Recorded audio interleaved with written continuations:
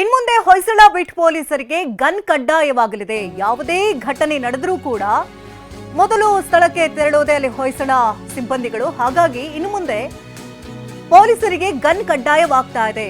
ನಗರ police ಆಯುಕ್ತ V Dayanand ಈ ಬಗ್ಗೆ ಆದೇಶವನ್ನು ಹೊರಡಿಸಿದ್ದಾರೆ. ಘಟನಾ ಸ್ಥಳಕ್ಕೆ ಮೊದಲು ಹೋಗೋದೇ ಹೊಯ್ಸಳ ಸಿಬ್ಬಂದಿಗಳು.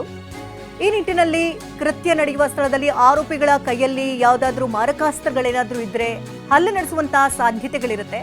ಇನ್ನು ದುಷ್ಕರ್ಮಿಗಳನ್ನ ಎದುರಿಸೋದಕ್ಕೆ ಶಸ್ತ್ರಾಸ್ತ್ರ ಇದ್ದರೆ ಸಹಕಾರಿಯಾಗುತ್ತೆ ಎನ್ನುವಂತ ನಿಟ್ಟಿನಲ್ಲಿ ಈ ಒಂದು ನಿರ್ಧಾರವನ್ನ ತೆಗೆದುಕೊಳ್ಳಲಾಗ್ತಾ ಇದೆ. ಕುಡಿದು ಮಾರಕಾಸ್ತ್ರಗಳನ್ನ ಹಿಡಿದು ಹೋಗುವಂತ ಕ್ರಿಮಿನಲ್ಗಳನ್ನ ಪೊಲೀಸರು ಎದುರಿಸಲೇಬೇಕಾಗುತ್ತೆ ಘಟನಾ ಸ್ಥಳಕ್ಕೆ. ಆ ಸಂದರ್ಭದಲ್ಲಿ ಹೊಯ್ಸಳ ಸಿಬ್ಬಂದಿ ಮೇಲೂ ಕೂಡ ಸಾಕಷ್ಟು ಬಾರಿ ದಾಳಿಗಳಾಗಿದೆ. ದಾಳಿ ನಡೆಯುವಂತಹ ಸಾಧ್ಯತೆಗಳು ಕೂಡ ದಟ್ಟವಾಗಿರುತ್ತೆ. ಇದೇ ಸಂದರ್ಭದಲ್ಲಿ ದುಷ್ಕರ್ಮಿಗಳನ್ನ ಎದುರಿಸೋದಕ್ಕೆ ಶಸ್ತ್ರಾಸ್ತ್ರ ಇದ್ದರೆ ಸಿಬ್ಬಂದಿಗೂ ಕೂಡ ಸಹಕಾರಿ ಎನ್ನುವಂತ ನಿಟ್ಟಿನಲ್ಲಿ ದುಷ್ಕರ್ಮಿಗಳನ್ನ ವಶಕ್ಕೆ ಪಡೆಯೋದಕ್ಕೆ ವೆಪನ್ ಅಗತ್ಯವಿದೆ ಅಂತ ಹೊಯ್ಸಳ ಬೀಟ್ನ ಎಎಸ್ಐ ಬಳಿ ಗನ್ ಇರಲೇಬೇಕು ಅಂತ ಪೊಲೀಸ್ ಇಲಾಖೆ ಇದೀಗ ಸೂಚನೆಯನ್ನ ಕೊಟ್ಟಿದೆ. ಅಂದ್ರೆ ಇನ್ನು ಮುಂದೆ ಹೊಯ್ಸಳ ಬೀಟ್ ಪೊಲೀಸರಿಗೆ ಗನ್ ಕಡ್ಡಾಯವಾಗಲಿದೆ.